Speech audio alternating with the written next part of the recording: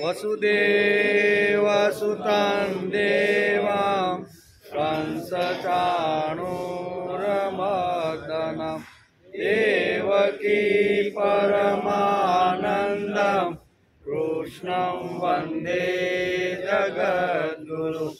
गुरुर्ब्रह्मा गुरुर्विष्णु गुरुर्देवो महेश्वर गुरुर्साक्षात् परब्रह्म तस्मै श्री गुरुवे नमः। नारायणं नमस्कृत्यं नरं चैव नरोत्तमं देवीं सरस्वतीं व्यासं ततो जयमुदीरयेत् ततो जयमुदीरयेत्।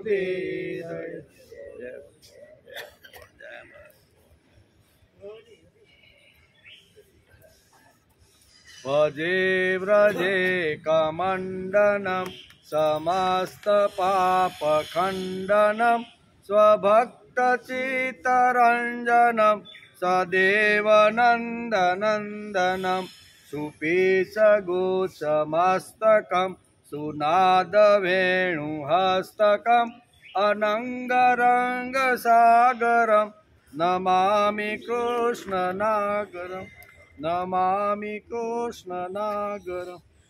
भजे व्रजे कमंडनम समस्त पाप खंडनम એટલે વ્રજભૂમિનું જે આભૂષણ છે એવા શ્રી કૃષ્ણ, બરાબર ને? હવે આ શ્લોક આપણે કંઠસ્થ થઈ જવો, વારંવાર આપણે ઘૂંટી ઘૂંટીને કહીએ છીએ. ભગવાન કેવા છે, કેવા ભગવાનને હું ભજું છું? તો કે ભજે ભજે એટલે ભજવું. ભજે વ્રજે કમંડનમ સમસ્ત પાપ ખંડનમ સ્વભક્ત ચિત્તરંજનમ સદેવ નંદનંદનમ. વ્રજભૂમિના એકમાત્ર આભૂષણ રૂપ છે તેવા સમસ્ત પાપોનો નાશ કરો. સમસ્ત પાપ ખંડનમ એટલે બધા પાપોનો નાશ કરો. કયા? તો કે વાણીથી થતા હોય તે, મનથી થતા હોય તે અને શરીરથી થતા હોય તે. ત્રણ પ્રકારના પાપ માણસ કરતો હોય. કાં તો શરીરથી થાય, કાં તો મનથી થાય, ને કાં તો વાણીની થાય. વાણીથી આ 10 પ્રકારના જે મુખ્ય પાપો છે એનો ભગવાન નાશ કરે છે. એનું સ્મરણ કરો તો સ્વભક્ત ચિત્ત રંજનમ, બધા ભક્તોના ચિત્તનું રંજન કરવાવાળા. સદેવ નંદ નંદન, એવા નંદન નંદ ભગવાન શ્રી કૃષ્ણને હું નમસ્કાર કરું છું. સુપીછ ગુચ્છ મસ્તકમ, જેના મસ્તક ઉપર મોર પીછનો ગુચ્છ રહી ગયો છે તેવા ભગવાન. સુનાદ વેણુ હસ્તકમ, જેના હાથની અંદર વેણુ રહી ગઈ છે તેવા. સુનાદ વેણુ હસ્તકમ, હસ્તક એટલે હાથ એમ. અનંગ રંગ સાગરમ, બરોબર ને? કે જે કામ કળાના જે સાગર છે એવા નાગર શ્રી કૃષ્ણ ભગવાનને હું નમસ્કાર કરું છું. બરોબર. સ્તોત્રનો પ્રથમ શ્લોક બહુ સરસ અહીંયા આદ્યગુરુ શંકરાચાર્ય લખ્યો છે. એનું આપણે પારાયણને સમજવાનો પ્રયત્ન કર્યો. આજે શ્રીમદ ભાગવત શરૂ થયું એને 170મો દિવસ, બરોબર ને? શુક્રવારે આપણે ભાગવતના 10મા સ્કંદમાં અધ્યાય 1ને નમસ્કાર કર્યા અને થોડાક શ્લોક આપણે બીજા અધ્યાયના પણ લીધા હતા. કંસ દ્વારા દેવકીના 6 પુત્રોની હત્યા અને બીજા અધ્યાયના 24 શ્લોક સુધીનો આપણે શુક્રવારે અભ્યાસ કર્યો હતો. ભગવાનનો ગર્ભ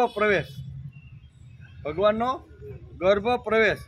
વિશ્વાત્મા ભગવાને જોયું કે મને જ પોતાના સ્વામી અને સર્વસ્વ માનવાવાળા યદુવંશીઓનો કંસ દ્વારા સતાવવામાં આવી રહ્યા છે. ભગવાન વિષ્ણુએ વૈકુંઠની અંદર જોયું કે મારું સતત જે લોકો ધ્યાન ધરે છે, મારું કામ કરે છે, એવા યદુવંશીઓને કંસ ખૂબ જ હેરાન કરી રહ્યો છે. એવું વૈકુંઠમાં, કારણ કે ભગવાન તો ગમે ત્યાં ધારે ત્યાં જઈ શકે એવી એની તાકાત છે, બરાબર?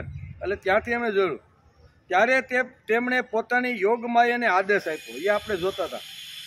વૈકુંઠમાં બેઠેલા ભગવાને જોયું કે અહીંયા અત્યારે વ્રજની અંદર આવી રીતના યદુઓ છે, એને હેરાન કરવાનું કામ કંસ કરી રહ્યો છે, બરાબર?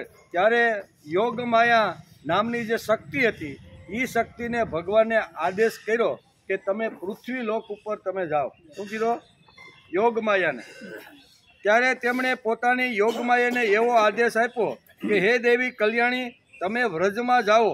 તે પ્રદેશમાં ગાયો અને ગોવાળોથી સુશોભિત છે. આવો એક સુંદર મજાનો પૃથ્વી ઉપર એક પ્રદેશ છે જ્યાં ગાયો ગોવાળોનો બહુ સુંદર મજાનો એક આવો વ્રજ છે એમ કે.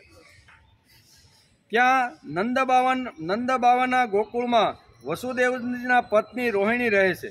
વસુદેવની બીજી પત્નીઓ પણ કંસના ભયથી બીજા ગુપ્ત સ્થાનમાં રહેતી હતી. કારણ કે 7 પત્ની જોડે તો આપણે ગઈકાલે જો શુક્ર હતો કે એને લગ્ન કરી લીધા વસુદેવ, બરોબર.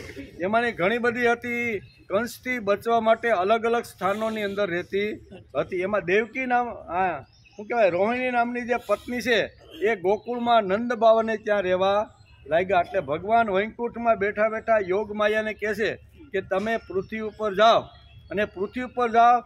ગોકુળની અંદર અત્યારે નંદ બાવાને ત્યાં અહીંયા વસુદેવની બીજી પત્ની રોહિણી રહેશે. એ રોહિણી રહેશે તો તમારે શું કરવાનું છે એમ કરીને ભગવાન અહીંયા કહે છે. અત્યારે તે અંશ જેનો શેષ કહે છે તે દેવકીજીના ઉદરમાં ગર્ભ રૂપે સ્થિત થઈ ગયો છે. આમ યોગ માયાને કહે છે કે અત્યારે નાના એવો જે અંશ છે ને મારો, એ અંશ અત્યારે અહીંયા દેવકીના જેલખાનાની અંદર જે કારાવાસમાં જે કંસે પોતાની બેનને પૂરી છે એમાં નાનો એવો અંશ મારો આવી રીતનો સ્થાપિત થઈ ગયો છે. એ આપણે જોતા હતા. ગર્ભરૂપે સ્થાપિત થયો તેને ત્યાંથી લઈને રોહિણીના ઉદરમાં મૂકો. આ યોગ માયાને આટલું કામ સોંપ્યું કે તમારે આ કામ કરવાનું છે, બરોબર ને. આ જેલખાનામાં પુરાયેલા દેવકી અને વસુદેવ દ્વારા મારો જ અંશ અત્યારે શેષ અંશ મેં એની અંદર મૂકેલો છે. એ ગર્ભને તમે ઉપાડી અને રોહિણીના ગર્ભની અંદર ગોકુળમાં તમે પ્રસ્થાપિત કરો એમ કે. યોગ માયાએ આ ગર્ભ રોહિણીના ગર્ભમાં મૂક્યો ત્યારે વિશ્વાત્મા ભગવાને કહ્યું કે હે યોગ માયા, તમે હવે યશોદાના ગર્ભથી પુત્રી તરીકે ઉત્પન્ન થાઓ. એક કામ આ આપ્યું કે તમારે ટેસ્ટ ટ્યુબની અંદર બાળકો નથી થતા, થાય છે ને. આજે આપણે આજનું વિજ્ઞાન પણ આટલું વધી ગયું છે તો એ કાળમાં ઘણું મોટું ડેવલપ થયેલું આવી રીતનું સાયન્સ એટલે વિજ્ઞાન હશે.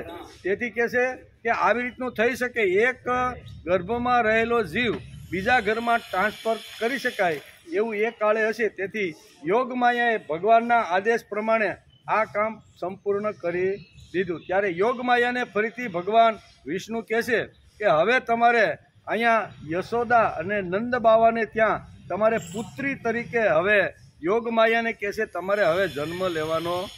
બે આદેશ ભગવાન વિષ્ણુએ વૈકુંઠમાં બેઠા બેઠા યોગ માયાને કીધું અને યોગ માયા એ પ્રમાણે કર્યું એમ કે. ત્યારબાદ દેવકીજીના પુત્રમાં એટલે કે રાજા પરીક્ષિતે પ્રથમ અધ્યાયમાં 8મા શ્લોકમાં સુખદેવજીને પૂછ્યું હતું કે તમે હમણાં કહ્યું હતું કે બલરામ રોહિણીના પુત્ર હતા, આવું તમે જ કહ્યું હતું.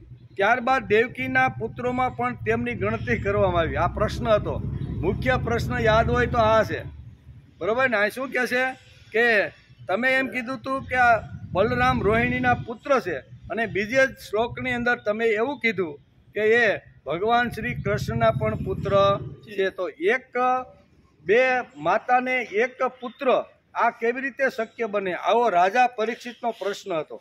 તો એનો ઉકેલ અત્યારે અહીં આપ્યો છે. કારણ કે ભગવાને પોતાના અંશ તરીકે દેવકીના ગર્ભમાં આવી રીતનો જન્મ લઈ લીધો. યોગ માયાને કીધું કે એ ગર્ભને ઉપાડો, એટલે એ ગર્ભ તો આવી રીતનો ભગવાન કૃષ્ણનો જ ગણાય એમ. કારણ કે ભગવાનના અંશથી અહીંયા દેવકીજીના ગર્ભની અંદર આ અંશ પ્રસ્થાપિત થયો હતો. એટલે એક ત્યાં અને એનો એ ગર્ભ પાછો અહીંયા રોહિણીના ગર્ભની અંદર પ્રસ્થાપિત કર્યો. આ પ્રશ્ન કોનો હતો?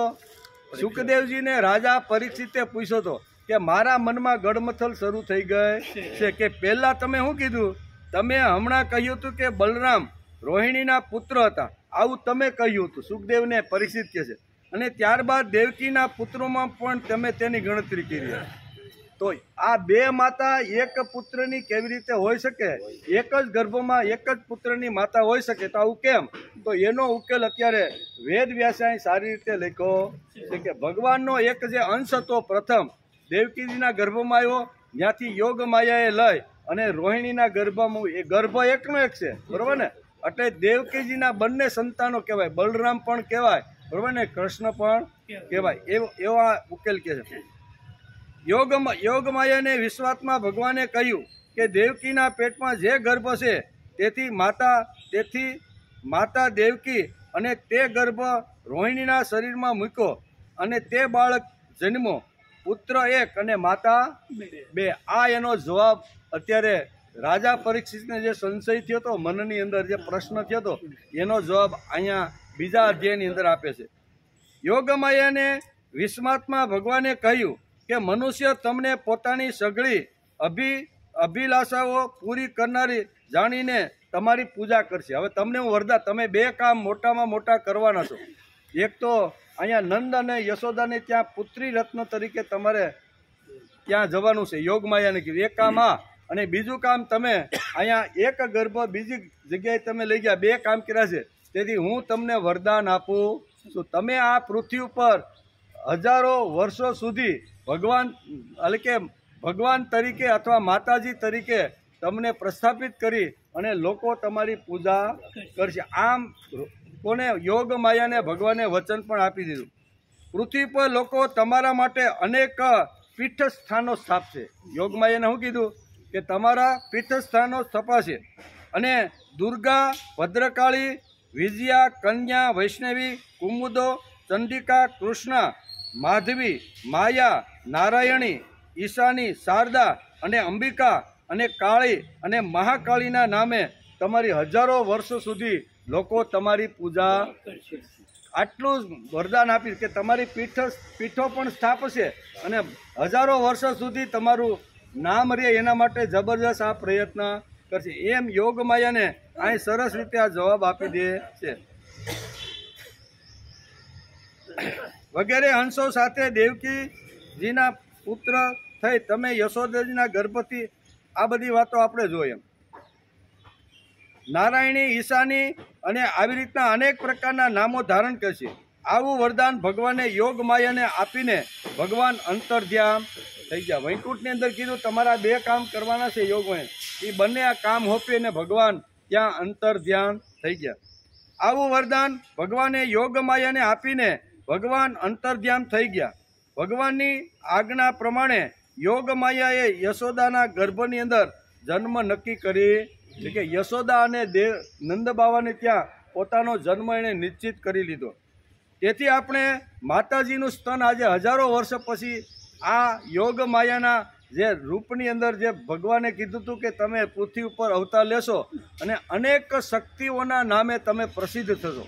કોઈ તમને અંબા કહેશે, કોઈ તમને મહાકાળી કહેશે, કોઈ તમને કાલી કહેશે, કોઈ તમને સરસ્વતી કહેશે, કોઈ તમને બ્રહ્માણી કહેશે. અનેક પ્રકારથી તમારા મઠ સ્થાનો સ્થાપી, મંદિરો સ્થાપીને હજારો લોકો તમારી પૂજા અને અર્ચના કરશે. બરોબર. તેથી આપણે સ્તવનમાં ગાઈને કે યા દેવી સર્વભૂતેષુ બુદ્ધિ રૂપેણ સંસ્થિતા નમસ્તસ્ય નમસ્તસ્ય નમસ્તસ્ય નમો નમઃ. યા દેવી સર્વભૂતેષુ તૃષ્ણા રૂપેણ સંસ્થિતા નમસ્તસ્ય નમસ્તસ્ય નમસ્તસ્ય નમો નમઃ.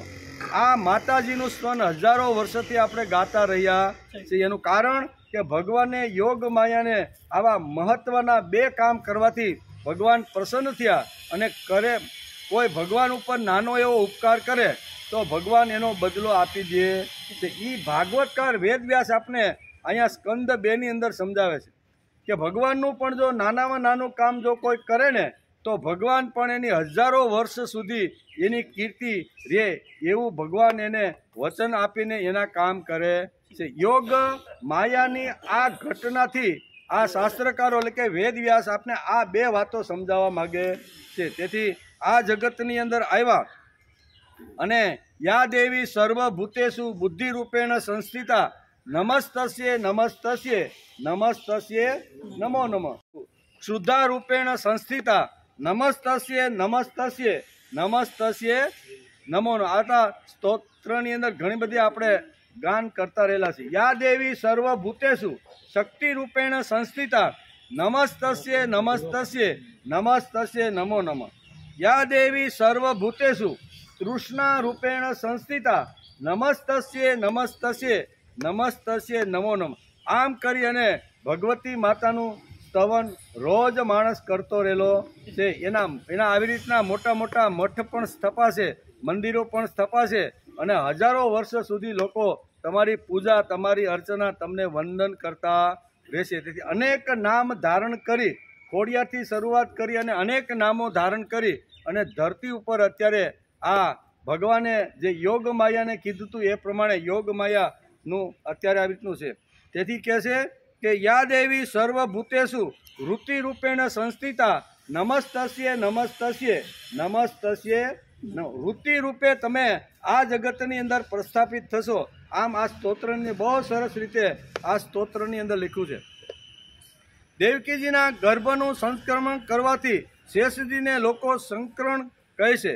વળી લોકોને રમણ કરાવનાર હોવાથી તેમને રામ પણ કહે છે અને અતિશય બળ હોવાના કારણે તેને બળભદ્ર પણ કહે છે. તમે જે દેવકીના ગર્ભમાંથી જે મારો જે અંશ જે નાનાનો મોટો થાય છે એને લઈને જો તમે અહીંયા રોહિણીના ગર્ભમાં મૂકશો અને રોહિણી દ્વારા જે બાળક થશે ને ત્યાં 3 વાતો વેદવ્યાસ લખે છે. કેવા? તો કે સંકરણ કરશે, વળી લોકોને રમણ કરનારા હોવાથી તેને રામ પણ કહેશે. આ જે બાળક જન્મશે એને રામના નામથી પણ ઓળખશે એમ કે. અને અતિશય બળ હોવાના કારણે તેઓ બળભદ્ર તરીકે પણ જગતની અંદર પ્રસ્થાપિત થશે. આમ યોગ માયાને ભગવાન વૈકુંઠમાં બેઠા બેઠા જે કામ સોંપ્યું હતું એ પ્રમાણે કહે છે. જ્યારે ભગવાને આ પ્રમાણે આદેશ આપ્યો ત્યારે યોગ માયાએ જેવી આજ્ઞા એમ કહીને ભગવાનની વાત માથે ચડાવી. યોગ માયાએ ભગવાનની પરિક્રમા કરીને તેઓ પૃથ્વીલોકમાં આવ્યા. ત્યાં તથા ભગવાને જેવું કહ્યું હતું તે પ્રમાણે યોગ માયાએ કર્યું. ભગવાને જે આદેશ આપ્યો હતો કે આ 2 કામ તમારે કરવાના છે, એમ યોગ માયાએ આ 2 કામો કર્યા. જ્યારે યોગ માયાએ દેવકીજીનો ગર્ભ લઈ જઈને રોહિણીના ઉદરમાં પધરાવી દીધો ત્યારે નગરજનો આપસમાં કહેવા લાગ્યા કે દેવકીનો ગર્ભ નષ્ટ થઈ ગયો છે. બરોબર, આપસની અંદર લોકો વાતો કરવા લાગ્યા કે 7મા બાળ તરીકે જે ગર્ભધારણ દેવકીજીએ કારાવાસની અંદર જે કરેલો હતો અને એને સમાચાર મળ્યા કે એનો ગર્ભ આવી રીતનો સ્રવી ગયો છે. આપણી ભાષામાં કહેવું તો કસુવાવડ થઈ ગઈ છે. બરાબર, આવા સમાચાર જેલની અંદર જ્યારે અહીંયા દ્વારપાલને મળે છે ત્યારે કંસ એકદમ ધુઆ પુઆ થઈ જાય છે કે આવું બન્યું કેમ એમ.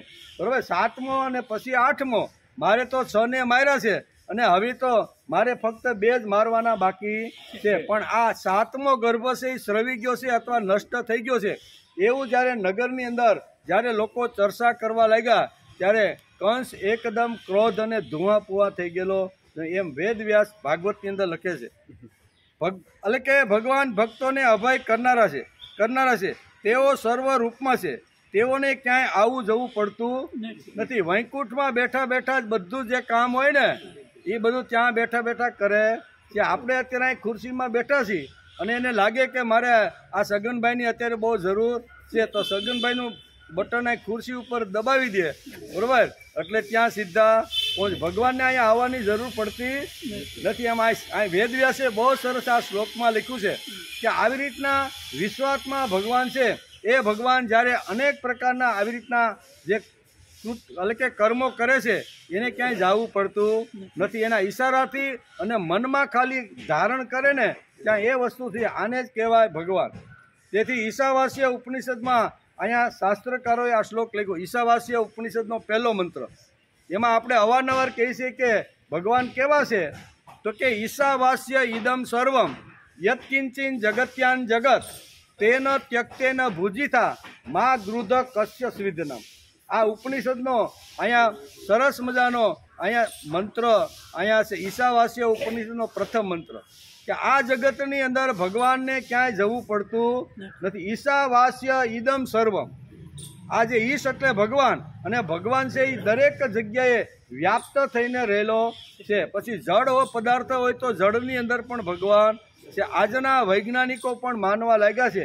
આથી ઘણા વર્ષો પહેલાં વૈજ્ઞાનિકો એમ કહેતા હતા, બરાબર, કે જળ પદાર્થ છે એમાં જીવ નથી, આવું લોકો કહેતા હતા. પણ હવે વિજ્ઞાન થોડુંક ડેવલપ થયું, આગળ થયો, સંશોધન થયા અને એણે પણ કીધું કે નાના નાના કણની અંદર પણ આવી રીતની શક્તિ પડેલી છે. એટલે ઈશાવાસ્ય ઇદમ સર્વમ યત્કિંચિન જગત્યાન જગત તેન ત્યક્તેન ભુજિથા મા ગૃધ કસ્ય સિદ્ધ.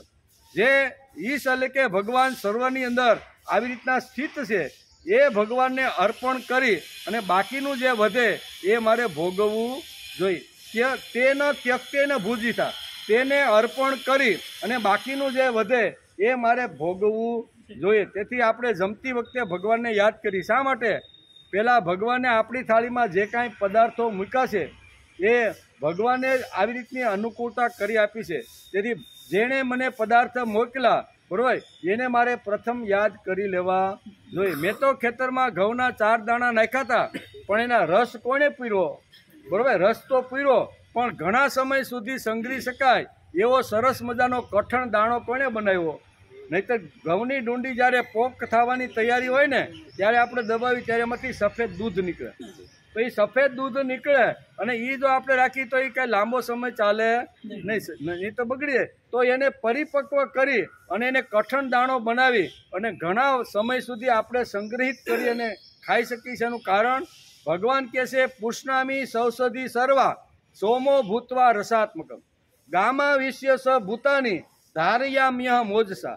બરોબર, એવું ભગવાન કહે છે કે સૂર્ય અને ચંદ્રના રૂપની અંદર આવી અને ખેડૂત જે છે એની અંદર પોષણ કરવાનું કામ હું કરું.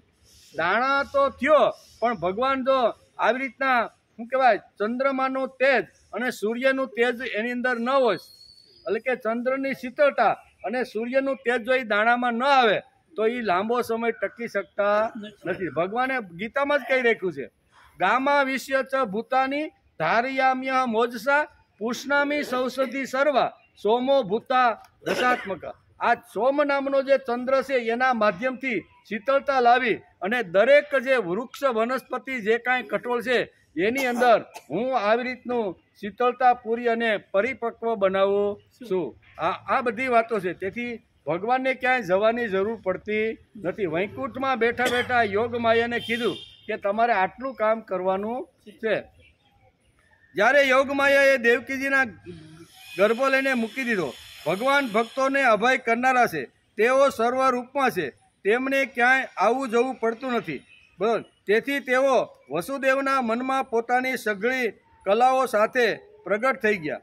એમાં વેદવ્યાસ લખે છે અને સુખદેવજી મહારાજ રાજા પરીક્ષિતને કહે છે ભગવાનને ક્યાંય જવું પડતું નથી. મનથી જો કાંઈ ચિંતન કરે તો એ ત્યાં એને પછી ગમે તેવા આવી રીતના શું કહેવાય ગમે તેવા દરવાન ઊભા હોય, ગમે તેટલીની રક્ષા કરી હોય, પણ એને કાંઈ જરૂર પડતી નથી એમ વેદવ્યાસ લખે છે. દેવકીજીના શરીરમાં ભગવાનના તેજનો અંશ પ્રવેશ થવાથી વસુદેવ દેવકી સૂર્ય જેવા તેજસ્વી થવા લાગ્યા. એક ગર્ભ ટ્રાન્સફર કરી દીધો યોગમાએ. હવે બીજો જે ગર્ભ મૂક્યો છે એ ભગવાનનો અંશ તરીકે ભગવાનના આવી રીતના તરીકે મૂક્યો છે.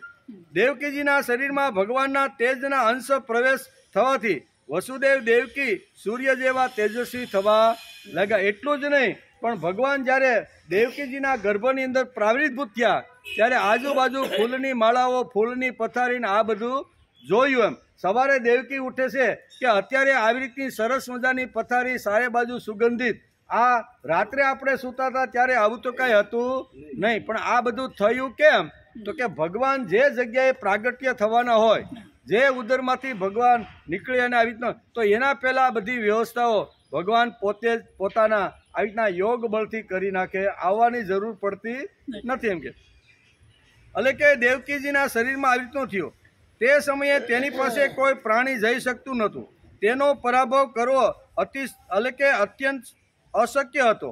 ભગવાનનો અંશ દેવકીના ગર્ભમાં આવીને સ્થિત થયો ત્યારે ચારે બાજુ એટલો મોટો પ્રકાશ, એટલું બધું સુગંધિત વાતાવરણ, ફૂલની પથારી, આટલું બધું થઈ ગયું, પણ એની પાસે કોઈ જઈ શકતું નહોતું. એની પાસે કોઈ એને જોઈ શકતું નહોતું. આટલું તેજ અત્યારે વસુદેવ દેવકીના શરીર ઉપર ભગવાનનું આવી રીતનું ગર્ભની અંદર સ્થાન લેવાથી ચારે બાજુ પ્રકાશ અને પ્રકાશ થઈ ગયો એમ વેદવ્યાસ લખે છે. ત્યાર પછી દિશા જેમ ચંદ્રને ધારણ કરે છે તેમ શ્રી વાસુદેવે સારી રીતે હૃદયમાં પધારેલા અચ્યુત અખંડિત અંશ અને સર્વના આત્મરૂપ કે જે જગતનું મંગળ કરનાર હશે તેમને દેવકી દેવી એ ધારણ કરી લીધો। આ ગર્ભની અંદર આ જે ઉત્પત્તિ સ્થિતિ અને લય કરવાવાળા જે ભગવાન છે એ અહીંયા અંશ રૂપે દેવકીના શરીરમાં આવ્યા છે અને દેવકીજીએ એ ગર્ભને પણ ધારણ કરી લીધો છે એમ વેદવ્યાસ લખે છે। ભગવાન સંપૂર્ણ જગતના નિવાસ સ્થાન છે। દેવકીજી તેમનું પણ નિવાસ સ્થાન બની ગયું છે। દેવકીજીના ગર્ભમાં ભગવાન બિરાજમાન અત્યારે થઈ ગયા છે, જેને લીધે અહીંયા શું કહેવાય કારાવાસની અંદર ચારે બાજુ પ્રકાશિત થઈ ગયો।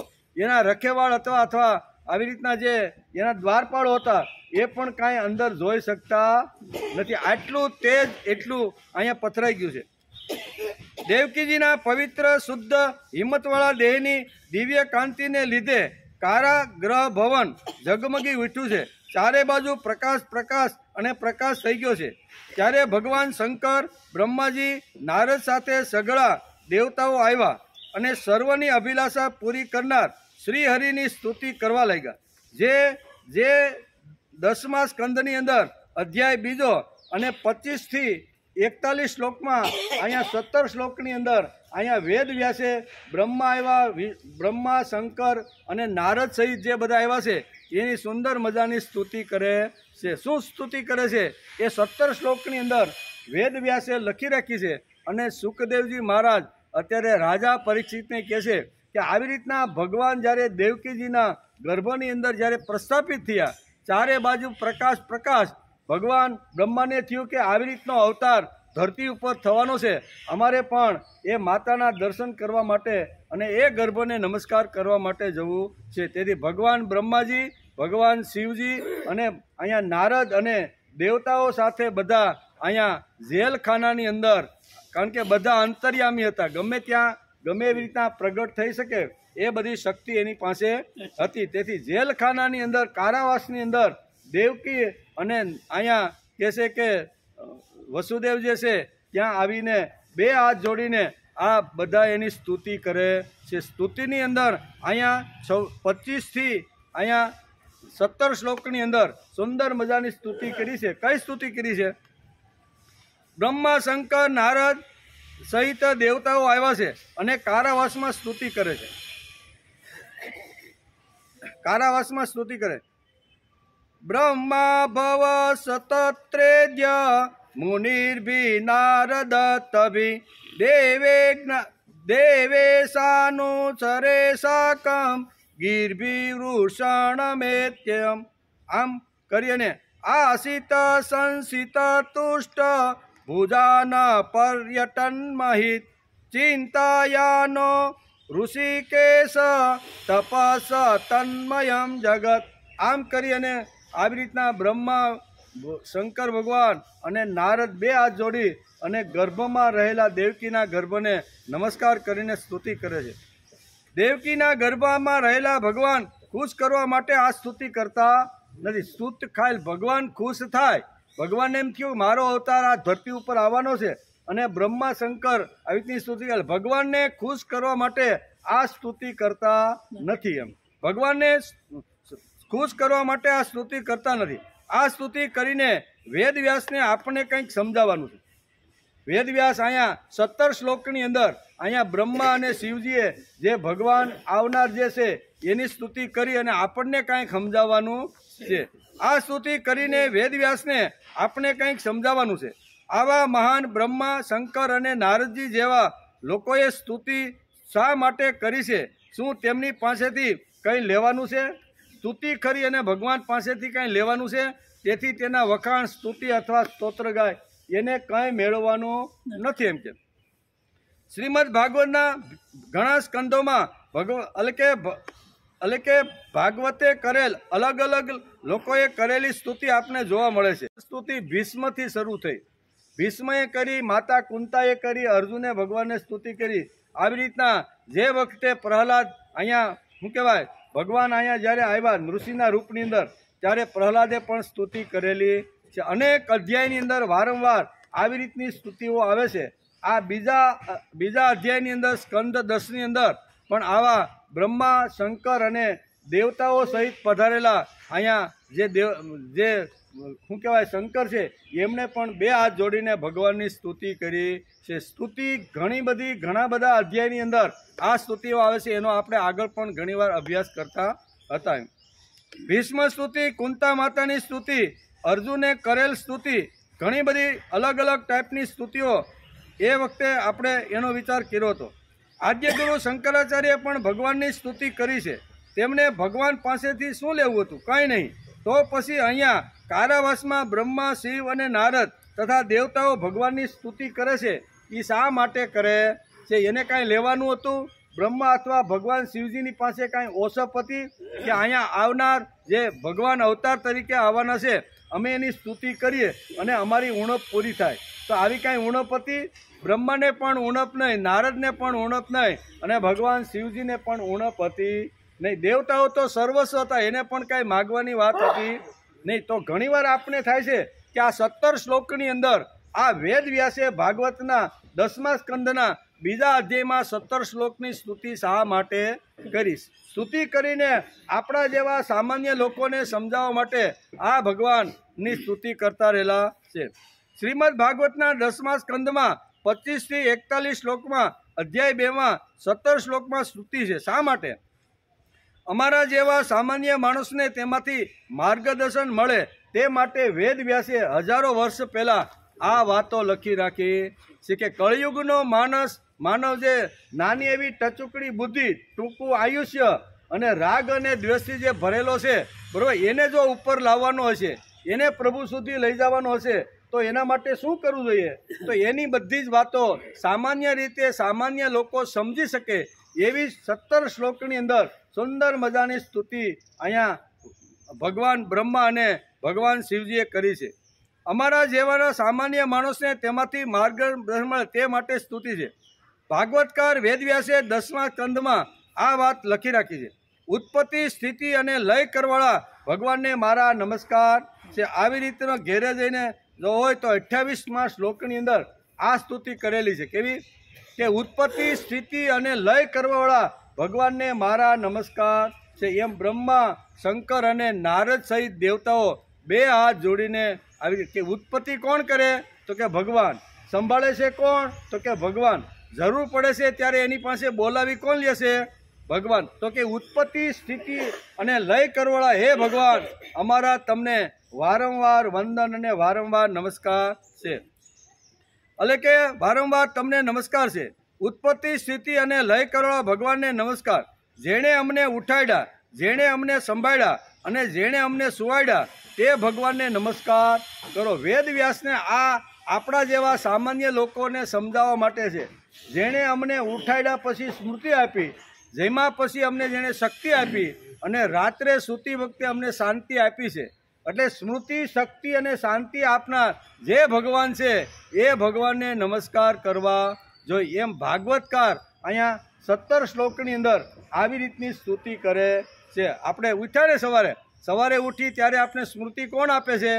ભગવાન આપે છે. રાત્રે તો આપણે બધી વિસ્મૃતિ થઈ જાય, લેવા દેવાનું, મૂકવાનું, આગલી એ બધું મગજમાંથી આપણું જ્યારે જતું રહે અને મગજ જ્યારે એમટી ખાલી થઈ જાય ને ત્યારે માણસને ઊંઘ આવી જાય છે. અને એકાદો વિચાર જો માણસના મગજમાં ચડી ગયો, બરાબર ને, તો આખી રાત આળગોટિયા મારે પથારીમાં, બરાબર, પણ ઊંઘ આવતી નથી. તેથી ભગવાન આ પ્રથમ કામ જે નાનામાં નાના જે સામાન્ય લોકો છે એનું પ્રથમ કામ એ કરે છે કે મારા દીકરાએ આવા 10-10 કલાક સુધી સમાજમાં ફેરવો છે, હર્યો છે, બધાને મળ્યો છે, વ્યવહારિક કામો કર્યા છે અને થાયકો પાયકો અત્યારે પથારીમાં આવે છે, તો એને ઊંઘ આપવાનું કામ મારે કરવું જોઈએ. તેથી સુવાડવાનું કામ ભગવાન કરે છે. જે ભગવાન આપણે સુવાડી અને શાંતિ જે આપતો હોય એ ભગવાનને આપણે નમસ્કાર કરી લેવા. આ સ્તુતિની અંદર સુંદર મજાનો અર્થ સમજાવવાનો વેદ વ્યાસે પ્રયત્ન કર્યો છે. અને સુખદેવજી મહારાજ રાજા પરીક્ષિતને કહે છે કે આ દેવતાઓ સાથે મળીને સ્તુતિ કરી એનું કારણ આ છે એમ કે, બરાબર, ઉઠાડ્યા, સંભાળ્યા અને સુવાડ્યા તે ભગવાનને નમસ્કાર કરો. આ સમજાવવા માટે આપણા જેવા સામાન્ય લોકો માટે બ્રહ્મા, શિવજી અને નારદજી જેવા ભગવાનને સ્તુતિ કરે છે. ભાગવતના આ સ્તોત્રને સ્તુતિને આપણે સ્વાધ્યાય લોકો ત્રિકાળ સંધ્યા કહીએ છીએ. આ સ્તુતિ દાર્શનિક છે. કેવી? દાર્શનિક છે. સવારે, બપોરે અને રાત્રે સૂતી વખતે ભગવાનને યાદ કરો. જેમણે અમને જન્મ આપ્યો, જેણે અમને સંભાળ્યા અને લઈ જવાવાળા તે છે. તે ભગવાનને રોજ ઓછાનામે દિવસમાં 3 વાર યાદ કરી લેવા જોઈએ. અમારા જેવા સામાન્ય લોકોની ઉત્પત્તિ ક્યારે થાય છે? સવારના ઉઠતાની સાથે જ અમારી ઉત્પત્તિ. સવારે ઉઠ્યા એટલે આપણી ઉત્પત્તિ. ભાઈ હું મગન છું, સગન છું, આ કામ કરવાનું, ઓફિસે જવાનું, નાહવાનું, જે કાંઈ છે એ બધું યાદ આવવા માંડે કે નહીં? તો આપણી એમ કહે છે કે અમારા જેવા સામાન્ય લોકોની ઉત્પત્તિ ક્યારે થાય છે? તો કે સવારે અમે જ્યારે ઉઠીએ છીએ ત્યારે અમારી ઉત્પત્તિ થાય છે. ખાધેલું પાચન કરીને અમને સંભાળે છે, તેથી અમારી સ્થિતિ થાય છે. ઉત્પત્તિ, સ્થિતિ. બપોરે આપણે થાક્યા પાક્યા ઘરે આવી ભોજન કરી અને ભોજન કર્યા પછી અંદર ભગવાને ભોજનનું પાચન બરોબર કરી અને માણસને શક્તિ પ્રદાન કરે છે. એ શક્તિથી પાછા 4 વાગે ઉઠીને આપણે તાગડ ધીંગા કરીને હરવા ફરવા જઈએ છીએ. એનું કારણ કે આપણે બપોરે જે ભોજન કર્યું, ભોજન કર્યા પછી એમાંથી જે શક્તિ આપણને મળી એ શક્તિથી પાછા નવેસરથી આપણે આપણા કામ કરી શકીએ છીએ. તેથી સામાન્ય માણસને સમજાવવા માટે વેદવ્યાસે આ બ્રહ્મા, શંકર અને નારદજી જેવા મહાપુરુષોના મુખારવિંદમાંથી ભગવાન અત્યારે કારાવાસની અંદર દેવકીના ગર્ભમાં જ્યાં નાના મોટા થાય છે તેમને આ સ્તુતિ સમજીને આપણને કાંઈક સમજાવવાનું છે. આપણને સમજાવવાનું સંભાળે છે અને રાત્રે થાક્યા પાક્યા અમને સુવાડીને અમને શાંતિ આપે છે. તેથી તેમને યાદ કરી લેવા જોઈએ. ઓછા નામે ભગવાનને દિવસમાં 3 વખત યાદ કરી લેવા જોઈએ એમ આપણું શાસ્ત્ર આપણે ઘણીવાર સમજાવે છે. મહાપુરુષો આ જગતમાં આવે છે અને ભૂલાયેલી જે વાત છે એ પાછી આપને સમજાવવાનો પ્રયત્ન કરે છે. મહાપુરુષો કહે છે કે હું જે તમને કાંઈ કહું છું, બરાબર ને, એ કાંઈ મારા ઘરનું નથી. વેદો, ઉપનિષદો, બ્રહ્મા, શિવ, નારદ અને બધા દેવતાઓ કારાવાસમાં આવે છે. તેનું અતિશય સુંદર વર્ણન બધા સાથે મળીને 25 થી 41 શ્લોક એટલે કે 17 શ્લોકમાં દેવકીના ગર્ભમાં રહેલા ભગવાનને સ્તુતિ કરે છે એવું વેદ વ્યાસે બીજા અધ્યાયના સ્કંદ 10ની અંદર લખ્યું છે. આ શ્લોકમાં ભગવાનનું વર્ણન છે, સ્તુતિ છે, તે બહુ સારી છે. ભાગવતમાં ઘણી સારી સ્તુતિઓ છે, પરંતુ તેના તરફ આપણું ઘણીવાર ધ્યાન પણ જતું નથી. કારાવાસમાં જ્યાં વસુદેવ અને દેવકીને રાખ્યા હતા ત્યાં એકદમ પ્રકાશ જોવા મળ્યો. ત્યારે દેવકી અને વસુદેવ બંને ગભરાઈ ગયા એવું ભાગવતકાર વેદવ્યાસ લખે છે કે એકદમ આવી રીતનો પ્રકાશ થયો. સવારમાં ઉઠ્યા, ચારે બાજુ ફૂલની પથારી, સુગંધિત પદાર્થો ચારે બાજુ, અને એટલો ઝગમગારા પ્રકાશ લાગવા માંડ્યો કે આ પ્રકાશ કોનો ને ક્યાંથી આવે છે. ત્યારે દેવકીજી કહે છે કે મારા પેટની અંદર એક ગર્ભ, એક અંશ તરીકે અહીંયા ભગવાન પોતે જ આવી રીતના તો જ આ શક્ય વસ્તુ છે એમ કે. આવા સમયે બ્રહ્મા, શંકર, નારદ અને દેવતાઓ સાથે ત્યાં આવ્યા છે અને સ્તુતિ કરે છે. આપ જ મધુર એટલે કે મધુર વાણી અને સમદર્શનના પ્રવક્તા છો. આપ સત્ય સ્વરૂપ છો. અમે બધા આપને ચરણે આવ્યા છીએ. સ્તુતિની અંદર આ શ્લોકની અંદર કહે છે, શું કહે છે કે હે ભગવાન શંકર અને બ્રહ્માજી કંસના કારાગૃહમાં આવ્યા. તેની સાથે પોતાના અનુચરો સાથે સઘળા દેવતાઓને નારદ વગેરે ઋષિઓ પણ હતા. તે લોકો અત્યંત મધુર વચનોથી સર્વની અભિલાષા પૂરી કરનારા શ્રી હરિની આ પ્રમાણે સ્તુતિ કરવા લાગ્યા કે હે પ્રભુ, આપ સત્ય સંકલ્પ છો. કેવા સ્તુતિની અંદર 17 શ્લોકમાં શું લખ્યું છે કે આપ સત્ય સંકલ્પ છો. સત્ય જ આપણી પ્રાપ્તિનું શ્રેષ્ઠ સાધન છે. સૃષ્ટિના પૂર્વ પ્રલય પછી અને સંસારની સ્થિતિના સમયે આ ત્રણેય અસત્ય અવસ્થાઓમાં પણ આપ જ સત્ય છો. આપ જ સત્ય છો. પૃથ્વી, જળ, તેજ, વાયુ અને આકાશ આ 5 દશ્યમાન સત્યોના આપ જ કારણ છો અને તેમનામાં અંતર્યામી રૂપે આપ રૂપે રહેલા છો. આપ તો બસ સત્ય સ્વરૂપ છો.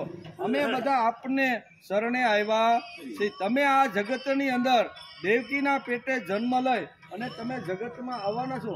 તેથી અમે બધા દેવતાઓ સહિત તમારા શરણે આવ્યા છીએ. આ સંસાર શું છે? એક સનાતન વૃક્ષ છે. અહીં દેવતાઓ બે હાથ જોડીને પ્રાર્થના કરતા અહીં કહે છે ને, અહીંયા વેદવ્યાસ લખે છે કે આ સંસાર શું છે? એક સનાતન વૃક્ષ છે. આ વૃક્ષનો આશ્રય છે એક પ્રકૃતિ. સુખ અને એટલે કે સુખ અને દુઃખ એ બંને તેના ફળ છે. બરોબર ને? આખા સંસાર વૃક્ષનું વર્ણન કરતા વેદવ્યાસ લખે છે અને સુખદેવજી મહારાજ રાજા પરીક્ષિતને કહે છે કે જે વખતે કારાવાસની અંદર બ્રહ્મા અને અહીંયા શંકર સહિત જે દેવતાઓ આવ્યા છે એ બે હાથ જોડીને સ્તુતિ શું કરે છે? તો કે આ સંસાર શું છે? એક સનાતન વૃક્ષ. સંસારનું ઉદાહરણ આપે છે. વૃક્ષ છે. આ વૃક્ષનો આશ્રય છે એક પ્રકૃતિ. પ્રકૃતિ એનો આશ્રય છે. સુખ અને દુઃખ એ બે તેના ફળ છે. આ વૃક્ષનું વર્ણન ફળ છે. સત્વ, રજસ અને તમસ એ ત્રણ ગુણો તેના મૂળ છે. ધર્મ, અર્થ, કામ અને મોક્ષ એ ચાર તેના રસ છે. ધર્મ, અર્થ, કામ અને મોક્ષ એ એના ચાર રસ છે. પાંચ ઇન્દ્રિયો તેને જાણવામાં પાંચ પ્રકાર છે. શ્રોત્ર, ત્વચા, નેત્ર, રસના અને નાસિકા આ છ સ્વભાવ છે. પેદા થવું, બની રહેવું, વૃદ્ધિ પામવું, બદલવું, ઘટવું અને નષ્ટ થવું આ વૃક્ષની સાત સાલો છે. એ સાત ધાતુઓ છે. રસ, રક્ત, માંસ, મન, મેદ, અસ્થિ, મજા અને શુક્ર આની 8 શાખાઓ છે. કઈ? પાંચ મહાભૂત મન, બુદ્ધિ અને અહંકાર આના મુખ વગેરે 9 દ્વાર છે. પ્રાણ, અપાન, વ્યાન, ઉદાન, સમાન, નાગ, કુર્મ, ક્રૂર, દેવદત્ત અને ધનંજય આ 10 આ વૃક્ષના પાંદડા છે. આ સંસારરૂપી વૃક્ષ બે પક્ષીઓ છે, જીવ અને ઈશ્વર. આ સંસાર વૃક્ષની ઉપર બે પક્ષીઓ બેઠા છે. એકનું નામ છે જીવ અને બીજાનું નામ છે ઈશ્વર. આ સંસારરૂપ વૃક્ષની ઉત્પત્તિના આધાર એકમાત્ર આપ જ છો એમ સ્તુતિની અંદર અત્યારે શંકર સહિત બ્રહ્માજી અહીંયા ગર્ભને આવી રીતના નમસ્કાર કરે કે એક માત્ર આપ છો. આપમાં જ આનો પ્રલય થાય છે અને આપના જ અનુગ્રહથી આની રક્ષા પણ થાય છે. જેનું ચિત્ત આપની માયાથી આવૃત થઈ રહ્યું છે તથા જે સત્યને સમજવાની શક્તિ ખોઈ બેઠા છે તે ઉત્પત્તિ, સ્થિતિ અને પ્રલય કળવાળા બ્રહ્માદિ દેવતાઓને અનેક રૂપે જુએ છે. તત્વજ્ઞાની પુરુષો તો બધાના રૂપમાં માત્ર આપને જુએ છે. આપ જ્ઞાન સ્વરૂપ આત્મા છો. ચરાચર જગતના કલ્યાણ માટે જ આપ અનેક રૂપ ધારણ કરો છો એમ અત્યારે વેદવ્યાસ લખે છે. અને સુખદેવજી મહારાજ અત્યારે રાજા પરીક્ષિતને અત્યારે આ જે દેવતાઓ સહિત જે બ્રહ્મા અને શંકરે જે પ્રમાણે સ્તુતિ કરી એનું વર્ણન કરતા કહે છે કે ભગવાન તમે તો અનેક રૂપો ધારણ કરો તો કરે છે ને. આપણે શરૂઆતમાં જોયું તો પ્રથમ જે અવતાર હતો એ મત્સ્ય અવતાર. આ ઉત્ક્રાંતિ આખી આ 10 અવતારનો જો આપણે અભ્યાસ કરીએ અને ભગવાને જે 10 અવતાર લીધા એમાં આખી ઉત્ક્રાંતિ બતાવવાનો પ્રયત્ન વેદ વ્યાસે સમજાવ્યો છે કે આ 10 જે અવતારો છે એ અવતાર તમે આવી રીતના અનેક રૂપ ધારણ કરીને લીધો છે. પ્રથમ અને એને આવી રીતના પૃથ્વી અને જળચર પ્રાણી તરીકે આ જન્મ લીધો. ત્રીજો અવતાર છે એ વરાહ અવતાર. કેવો?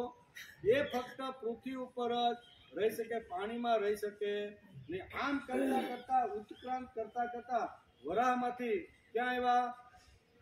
નૃષિ અવતાર. નૃષિ અવતાર આવ્યા.